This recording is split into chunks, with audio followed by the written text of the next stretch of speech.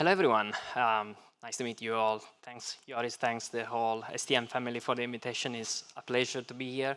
And it has been, honestly, a very inspiring morning so far. So thank you. My goal today is giving you some perspectives from, I can consider myself as an outlier today because I'm coming from the computational linguistics field. I'm in academia, I'm a postdoctoral researcher. So I can give you my overview of what I see generative AI is doing today and where it's going. On the one hand, I will give you, the talk is mostly interactive. I will give you some examples of what we can do today, the marvels of generative AI. And on the other hand, I will also talk and discuss about how entrenched, how the implications of generative AI are already with society and people, and to some extent also our very own planet. So before we actually get started, let me talk about semantics, the word to generate. So I guess you are very familiar with generative AI already today, so because you have been using probably ChatGPT, so you know that to generate something means to create something new that was not there before. So that means two main things to me. One, that we need to have models. Whenever you see around, when you look on the internet and you read about models, it's because we are learning something that approximates a real phenomena, a phenomena from the real world, right? You need a model. The model is what generates business value, for example. And then to generate also brings, so to me to generate is also important to remember that it's not to retrieve. We come from Internet 1.0, 2.0, where everything was retrieval driven. So you have a search engine, you look for something on the internet and you get the response from other sources. Here instead we are generating something new, and it's important to remember. Another crucial aspect today for at least where we are heading towards with generative AI is the multimodal aspect. So today we can give text, images, and audio and sounds to generative AI and expect as an output text, images, and audio. And we've been talking a lot about what we are using generative AI for. You probably are using ChatGPT right now and some other tools, generative AI tools. We do that because for example, we want to avoid tedious or time-consuming tasks, summarizing the notes of a meeting or an email thread or whatever, because it can generate, for example, for you, it can generate some business value, or because you are not necessarily very good at doing something, right? And you can use generative AI to improve your skills on that. And I guess you are familiar also with I don't know if you can appreciate the amount of details, especially from the back of the room, but this is an image, AI-generated image that in 2022 won photography contest. So yeah, I'm gonna start with the examples. Starting from text, something that you have probably the most familiarity with. There's tons of applications, of course. We have been talking already this morning about summarization, highlight extraction. Here I've taken a screenshot from Expert Systems Application, the journal, of a paper survey on explainable AI. And you can see at the bottom that there is a gray box with highlights. And there are sentences, bullet points that highlight the contribution of the paper. Now, I don't work for them, for you, for them. But I can imagine there's some AI behind that can generate those highlights. Speaking of summarization and highlight, this is a recent news from last week. Apparently a software engineer was one of the beta testers of Apple Intelligence new features of summarizing the messages that you receive on your chat on your phone. And he learned that he was no longer in a relationship because Apple Intelligence was summarizing the messages that he received from his partner. In this way, right? So this is something that is coming, it's happening today. It helps me prove that it's something that is happening today. This is rolling out with Apple Intelligence. Of course, you can go on ChatGPT today. This is an actual example that I tried yesterday, some days ago, about generating a passage from, basically I gave the language model, the tool, a passage from Lewis Carroll, Alice in Wonderland, and I asked to continue the the storyline, and by specifying that I wanted to mention the model to mention a colorful fountain, and then you can see we have been talking this morning about creativity. You can see that there is some reasonable output, at least for the story continuation. Multimodality means that we can also generate images. Probably you are familiar with those as well. This is a very highly detailed image that I generated with a state-of-the-art image generation model, an astronaut floating in outer space and blah, blah, blah. And there's also writing, hope you're enjoying the conference, and it's there in the image. So this is something that you can already do that today with customer-grade hardware. You can, for example, ask to generate a book cover. Again, this is all generated, including the texts. So there's no in-painting of the text after the generation. This is already there as the output of the system. You can generate an image conditioning on the text, so your prompt request, plus an image. So for example, here we still see a passage from the passage that I generated before, generated from the same model as before, but here the model is helping visualizing the scene that the model had previously generated. So I generate the continuation, I summarize it into a prompt, and I use the prompt to generate the visualization. So it's kind of chaining the generative AI outputs. You can generate images of real people, and to me, the realism that we are able to achieve with customer-grade hardware and open weight model is stunning. Yes, I was saying you can condition the input basically based on text and also images. So for example, in this case, again, multimodality, text and image. I am asking the model to generate a man in a movie poster from the 80s, and I'm also attaching a picture of myself. And you have something that goes around this thing, right? And this is important because it's getting the concept, you know, my face, my visual features, and it's put into the style of a movie poster from the 80s. You can give a model your children's drawing and ask it to generate, because again, you can use multimodal inputs and generate high fidelity outputs.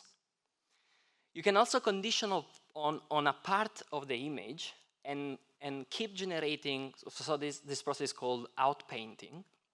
And this is a demo from OpenAI's Dolly some years ago. And you can condition on the text and on a part of the image. So you can keep going and extending, outpainting your image. And you can keep going and you can try it. This is Dolly, you can use it. The output can also be some sound, right? Today, again, multimodality means generating images, text, and sounds. So there's this stable AI, stable audio actually, service online that you can go and test.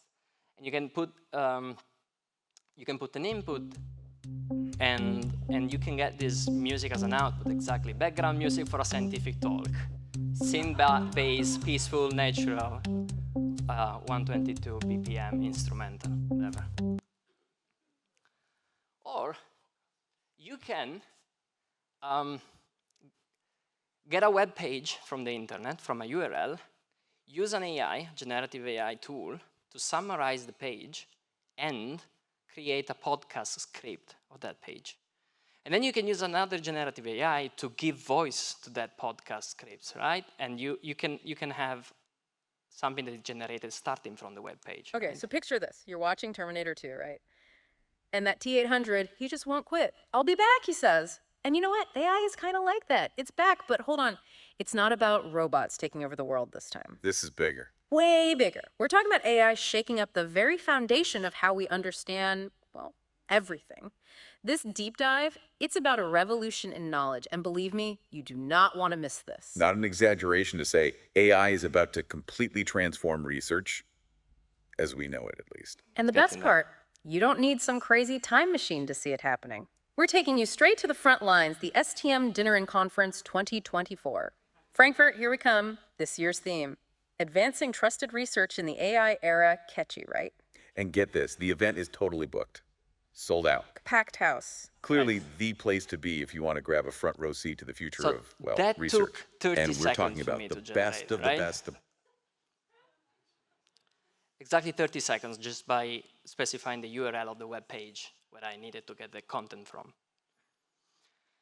So since we are able to generate images, we can generate videos because videos are a stack of images, right? This is a demo from OpenAI's preview of Sora, February 2024. Reflection in the window of a train traveling through the Tokyo suburbs.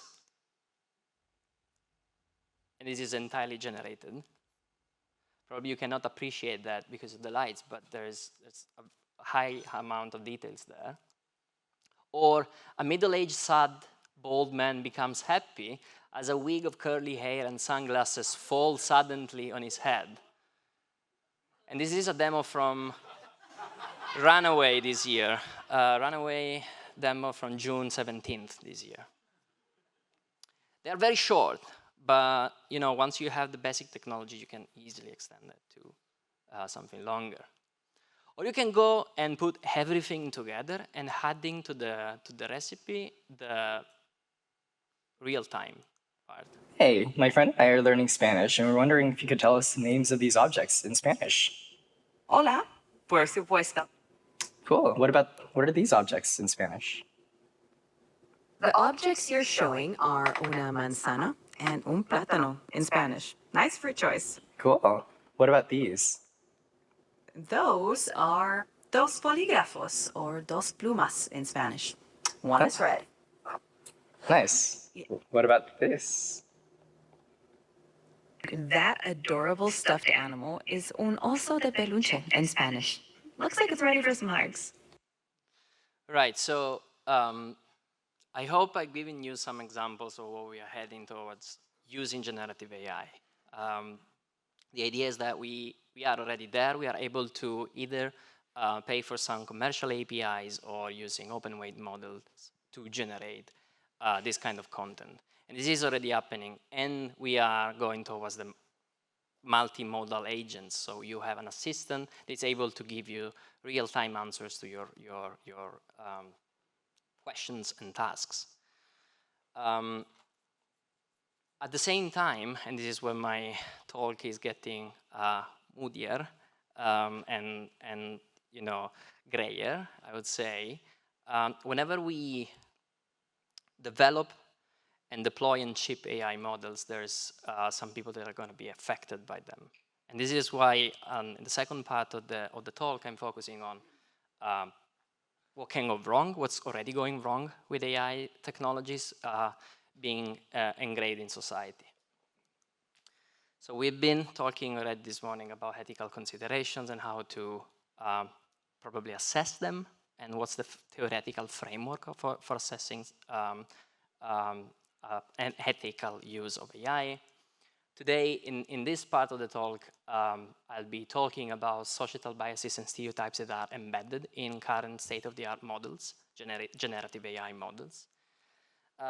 We've been also mentioning hallucinations, disinformation, and deepfakes. I'm going to give you some real-world examples from recent evidence. And something that it's kind of new is getting to the media these days about increasingly the ramping consumption of natural resources that we need to actually use these models or cool down these models or so on and so forth. And of course, there's more. It doesn't have to be, it doesn't mean to be, don't want it to be a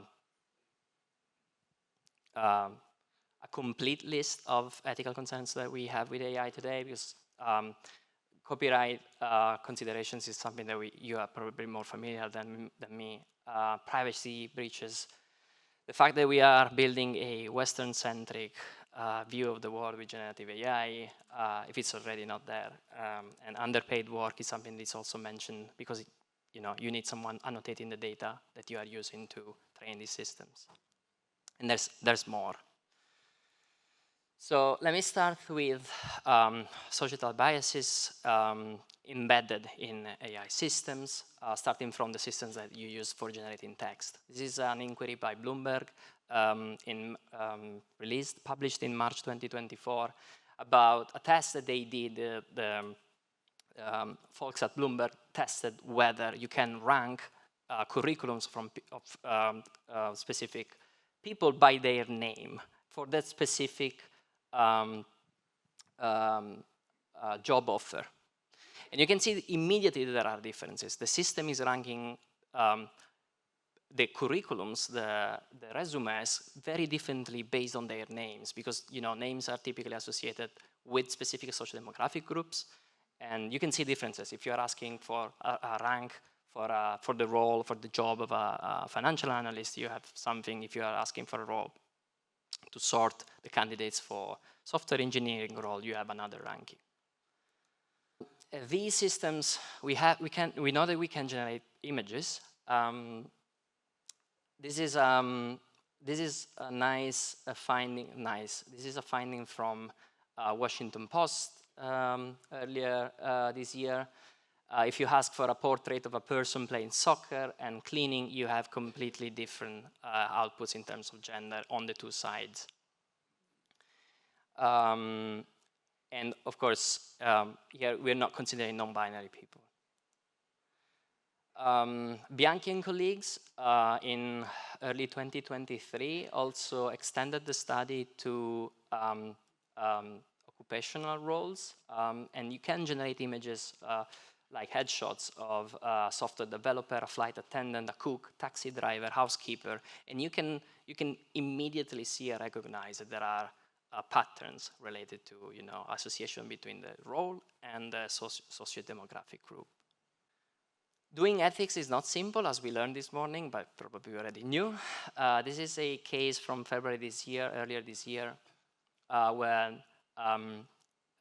by trying to fix their AI generation system, Google had to pause actually the system, like providing the outputs. We're talking about Gemini. Gemini is Google's AI generative model, and they, as ethics scientist Margaret Mitchell was pointing on X, they were basically doing AI ethics wrong, because it's not applied with the nuanced expertise that is necessary. They were overcorrecting for diversity, and in this case, Gemini was generating images of Nazis and Americans' founding fathers as people of color.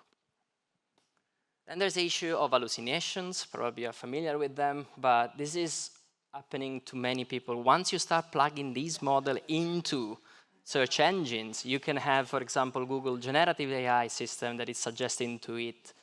Actually, no, this is suggesting to add glue to get cheese to stick to pizza.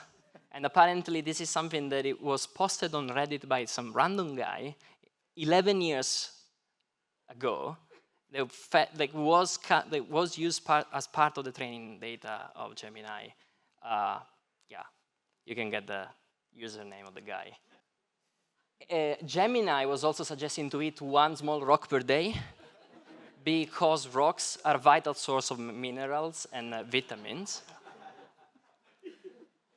And no later than September this year, AI-generated service from Google, images generated by Google's AI generation system, were providing suggestions with AI-generated pictures of mushrooms, which is not probably the safest choice that you can have when you need to recommend, give an advice to someone that is trying to probably harvest them. This information, there's part of the slide missing here. Of course, we know that we can scale up the reach that we have. If we are building a bot that spreads misinformation with AI, we can target specific groups, and we can have very customizable, very easily to customize text. So it's this is an article from New York Times, May 2024, about chatbots spewing disinformation. There starts to be like people reporting AI-generated content on TikTok as well, because of course it's difficult to do at this scale content moderation. I found this tweet on X today and added it to the slide. Basically, the Ethos restaurant, which claims to be Austin's #1 restaurant, on Instagram does not exist. And they have, 20K followers on Instagram, whatever. So, and what's probably very relevant for this audience is this new initiative by Wikimedia, the Wiki Project AI Cleanup. Is a consortium. They are trying to protect the content of Wikipedia from, AI-generated stuff that can go into Wikipedia pages. Deepfakes are one of the most compelling ethical issues and issues we have in general with AI today. Basically, since it's very easy to generate an image, it's very easy to put someone's face on someone else's body. If this body is also naked and it's not consensual, you are basically committing sexual abuse, image-based sexual abuse. So it's so easy today that it's very hard to control. For example, when minors are approaching these technologies, schools are failing to protect the students from non-consensual deepfakes. There's been earlier this year a case involving Taylor Swift and deepfakes of Taylor Swift. And it's also very hard to control. Again, on Instagram, we have AI generated. Actually, no, we have evidence of apps that let you generate non-consensual AI nudes. And finally, I'm moving to the final part of the talk about the environmental issues, so us and the planet. There was this very nice article on Nature from Kate Crawford earlier this year about the costs, the environmental costs of generative AI. And we know that they are soaring very quickly. And what's also very well known is they are kept secret, like the actual numbers are kept secret by big techs and big corps that are providing generative AI. A recent article from UC Riverside estimated that the water withdrawal, because you need water to cool the systems down, right? You need to take water somewhere. You need water to cool the systems down. And so the water withdrawal in 2027, so 3 years' time,